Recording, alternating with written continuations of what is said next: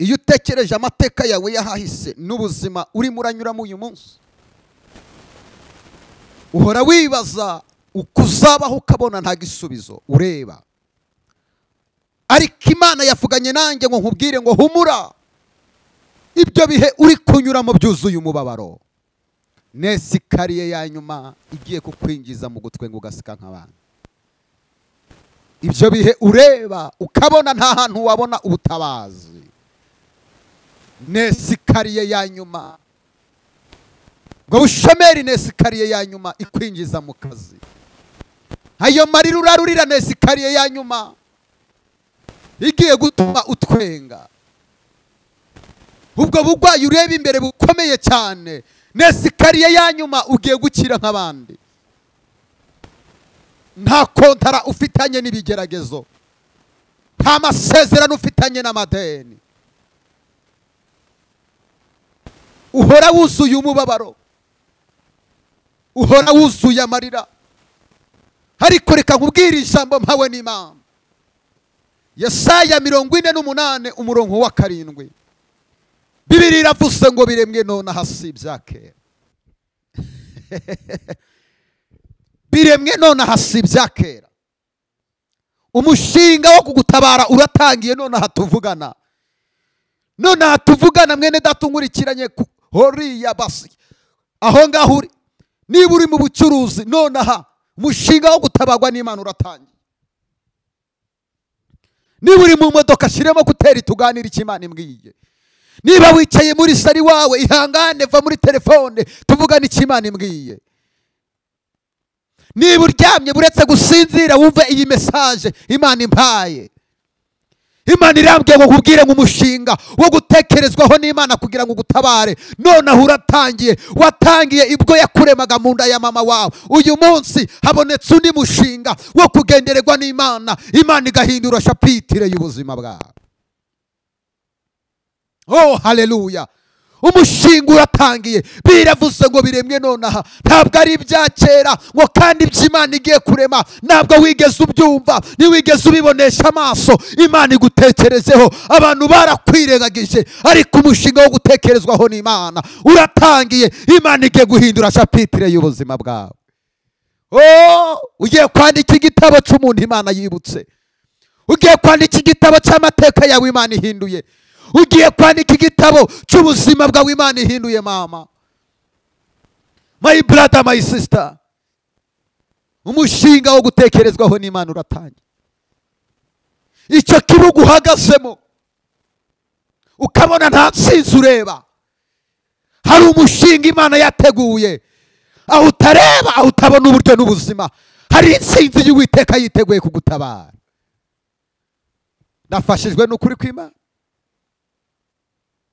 Mana yabwiye ngo nkubwire ngo humura, icyo kibazo ureba imbere yawe nesikariye ya nyuma igutambutsa mu nsinzi, nesikariye ya nyuma igutambutsa mu masezerano, nesikariye ya nyuma ibyo wanyuzemo bwari ubuhamya uzahereza abacogoye mu rugendo, ukababwira ngo dore mwe mwarananiwe nje nahanyuranye ubutwari.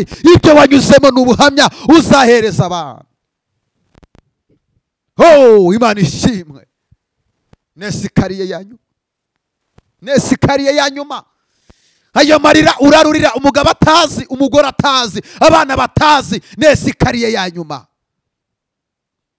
Ubwo buribwe urarana, abaturanyi ntibabumva, abo mubana ntibabuzi, ariko nesikariye ya nyuma. Imana yabwiye ngo nkubwire ngo ibibazo umazemo iminsi unyuramo, nesikariye ya nyuma ikwinjije mu masezerano yawe. Riya mata ya bose tendafashijwe, nesikariye ya nyuma. Ayo marira urarurira, nesikariye ya nyuma. Mama, uyu ni umwaka wa nyuma, uku kwezi ni ukwa nyuma, ubwo bugumba bukarangira. Uku kwezi ni ukwa nyuma, ubwo bushomeri bukarangira. Uku kwezi ni ukwa nyuma, ibyo bimaze iminsi bigutsikamiye bigiye guhinduka, nawe ugiye kubitsikamira. Umva kuntu Yesu yabwiye abari bari kwa Lazaro, kwa Mariya na Marita. Yaravuze ngo mwamushize basanga amaze iminsi ine mu gituro. Lazaro yari yanutse. Mwene data reka nkubwire, ibibazo birimo birakunukaho, urimo uragenda ukumva uranuka ibigeragezo, urimo uratambuka ukumva ibigeragezo uri kunukana nabyo. Ariko reka nkubwire, Yesu yageze kwa Lazaro, agerayo ku munsi wa kane. Abantu bari baravuze ngo Lazaro ntiyazuka, bavuga ngo ntibyashoboka. Wicika intege, Yesu agiye kuza, ugiye kuzuka, ugiye kongera kubaho, ubuzima bwawe bugiye kongera guhinduka. Ndumva ihumure ry'Imana, ndumva ubutabazi bw'Imana. Oh, riya mama siya. Tekida la hene toha. Riya katondele moshike dezike. Yesu agera kwa Lazaro byanutse. Katuganire. Hari igihe uhagarara mu kibazo kikakunukana. Watambuka muri karitsiye abantu bakumva uranuka ibibazo. Wagenda bakumva urimo uranuka amadeni. Wakwambara baze ikanukamo ibigeragezo.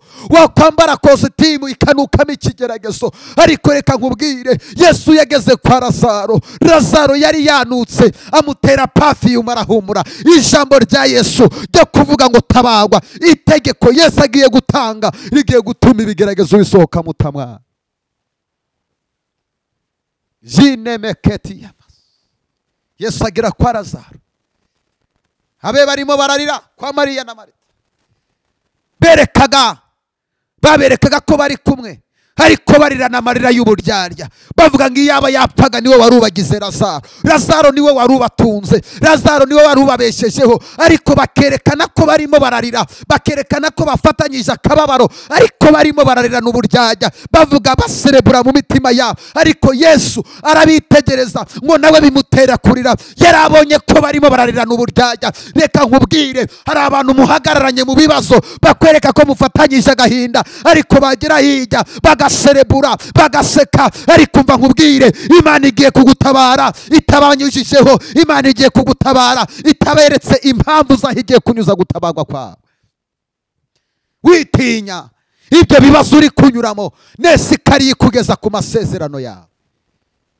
Iyo ntimba ufite yuzuye umutima wawe, ako gahinda ufite kuzuye umutima wawe, ibyo bigerageza ufite byuzuye umutima wawe, witinya, Imana iri kumwe nawe muri ibyo bihe byuzuye umubabaro. Humura, Imana iragukunda.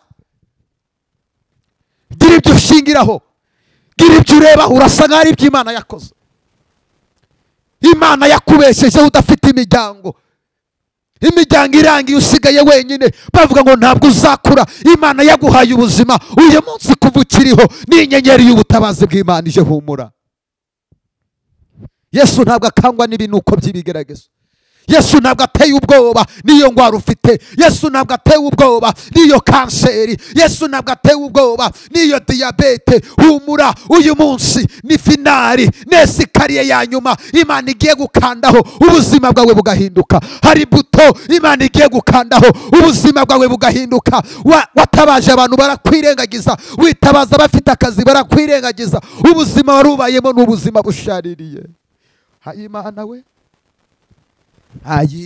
Imana y'ukuri, komeza kunyobora, urancishe mu nzira yo gukora ibyo ushaka we. Mwami, kubaho ntagufite bintera ubwoba, nariya masata ya bose. Gendana na Yesu. Kubaho udafite Yesu bitera agahinda. Kubaho udafite Yesu bitera umubabaro. Kubaho udafite Yesu, amafaranga yose watunga udafite Yesu n'ubusa. Horiya mama sikara bosya. Amafaranga ntiyaguha amahoro, ubukire ntibwaguha amahoro, ariko Yesu ajya guha amahoro ukaryama ugasinzira. Bibiliya ivuga ngo iki? Petero ubwo Herode yari kumuca igihanga mu gitondo, Petero yarasinziriye. Iyo dufite Yesu dusinzira no mu rupfu. Iyo dufite Yesu dusinzira abantu bavuga ngo turapfuye. Iyo dufite Yesu dusinzira abantu bavuga ngo turamwarira. Iyo dufite Yesu baratugambanira. Yesu akavuga ngo humura, ndi kumwe nawe. Bana na Yesu muri ibyo bihe byuzuye umubabaro, agiye kugutabara. Hayi ndafashijwe ndagirane. Bibiliya iravuga ngo biremwe none hasi byakera. Bishe mariage yawe bikomanga mu gituza. hari abari kwikomanga mu gituza, hari abishimiye ibihe bibi uri kunyuramo, hari abishimiye amadeni ufite, hari abishimiye ubukode bahora bakwimuriramo, hari abishimiye ibihe by'umubabaro byawe. Ariko reka nkubwire ngo Yesu agiye kuza kugutabara. Yesu ntabwo ameze nk'abantu. Abantu baraguha mu gitondo bakagucyurira, ariko Imana iraguha ntimugura. Abantu baragusezeranya nyuma y'igihe gito bakakuva, ariko Yesu yagusezeranyije ijambo ararisohoza. Aho ngaho bagutaye, aho ngaho bakujugunye, aho ngaho bavuze ngo uzaseba, humura Imana iri kumwe nawe. Igikapu umwanza guhekesha kiba gipfunyitse mu mugambi w'Imana. Aho abantu bakujugunya bavuga ngo reka usebe umwari, Imana iba iri kumwe nawe. Nyemerera ngo usengere Imana. Ese urashaka Yesu agutabare ubuzima bwawe bumuhereza?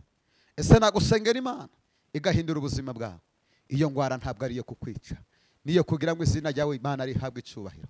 Ndasengera ingwara ibigendagenda mu maguru yawe, ibigendagenda mu mavi yawe, ibigendagenda mu nda yawe.